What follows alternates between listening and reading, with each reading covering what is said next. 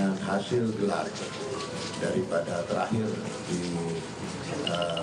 periksanya saudari BA, ya, kami mulai hari ini kami tetapkan sebagai tersangka. Keadaan aku sekarang, aku tertekan. Bahkan aku nggak tahu ngelanjutin hidup aku ke depannya kayak gimana. Aku di sini sebagai korban dan aku nggak tahu harus minta tolong sama siapa.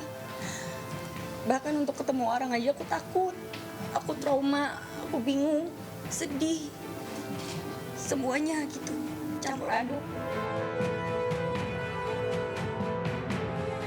Bersama tangis yang tak lagi bisa dibendung, ungkapan pesimisme itu mengalir begitu saja dari mulut Vanessa Angel. Usai mendengar kabar jika dirinya telah ditetapkan sebagai tersangka oleh pihak Polda Jawa Timur. Kemarin ditemani sang pengacara, Dara kelahiran Jakarta 21 Desember 1991 itu hanya bisa pasrah.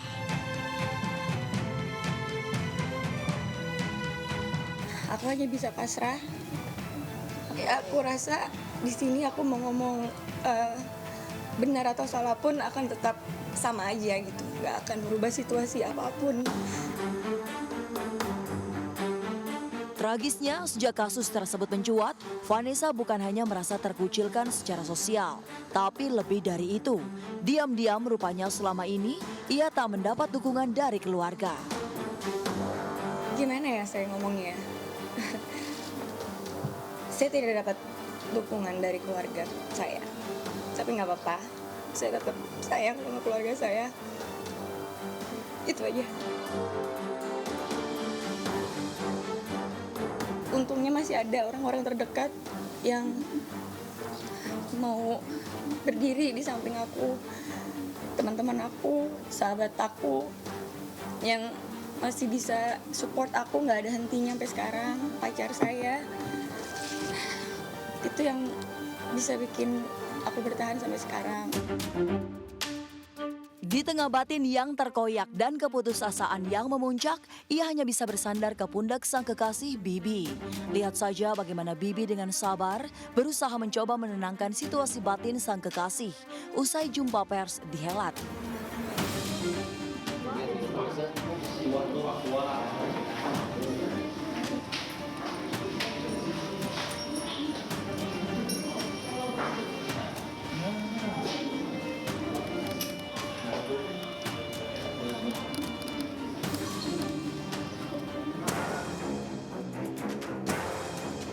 Sayangnya, saat para juru warta memintanya untuk bicara ihwal dukungan dan kesetiaannya pada Vanessa, Bibi malah lebih memilih diam, meski harus berkejar-kejaran dengan awak media.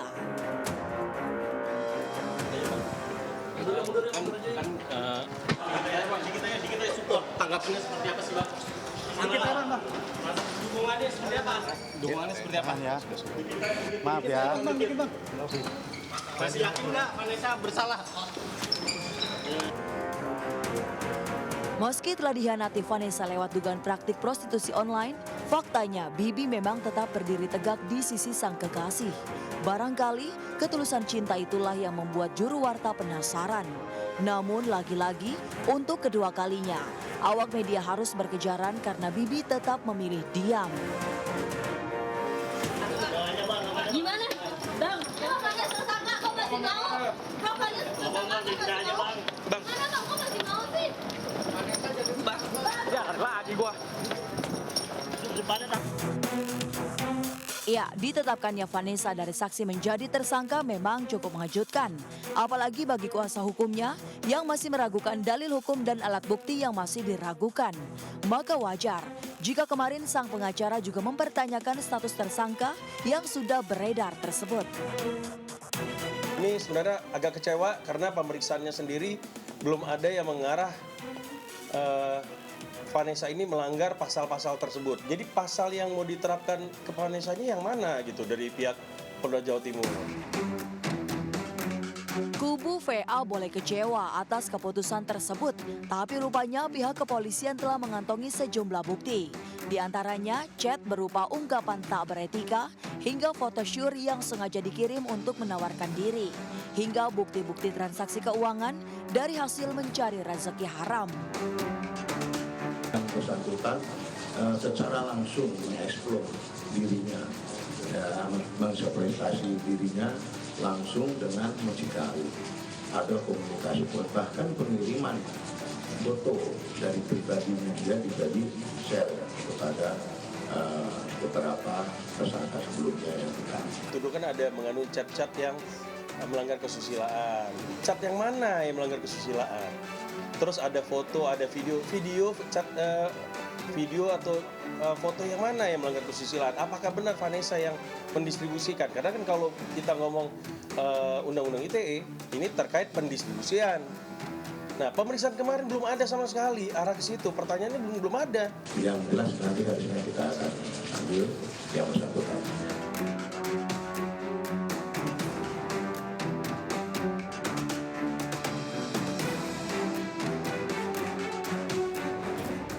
Entah watak antagonisme yang tengah diperankan atau sudah suratan takdir dari sang kuasa.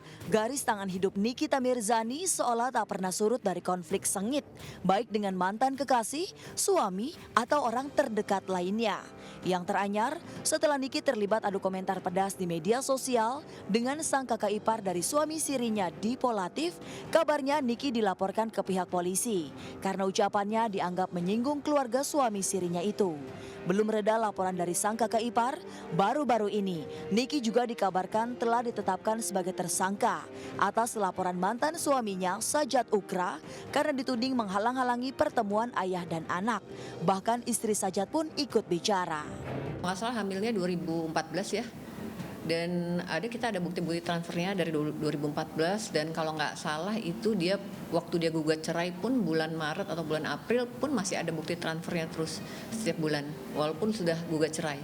Dia nggak kasih akses, ya prosesnya kita serahkan semua ke kepolisian dan udah ditangani juga sama Bu Elsa dari tahun 2016. Jadi kita lihat aja perkembangannya ke depannya. Uang itu tidak bisa dikaitkan dengan pertemuan dengan anak.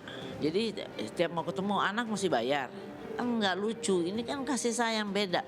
Kasih sayang itu secara hukum negara ya diberikan. Untuk anak hak perlindungan anak, untuk bapak juga ada.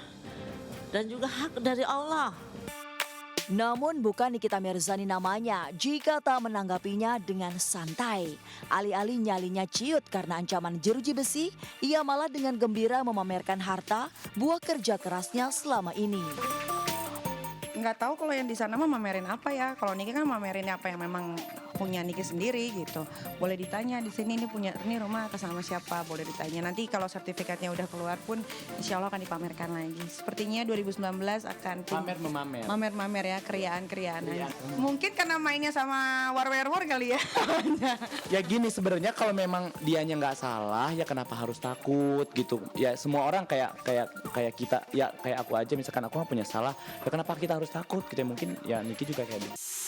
Niki seolah tak pernah surut ke belakang. Ia bukan saja bisa tampil ceria meski bayang-bayang penjara menghantuinya. Di tengah ancaman itu pun ia bahkan masih bisa nyinyir ke seterunya. Anak itu berhak mendapatkan pendidikan yang baik, kata-kata yang baik.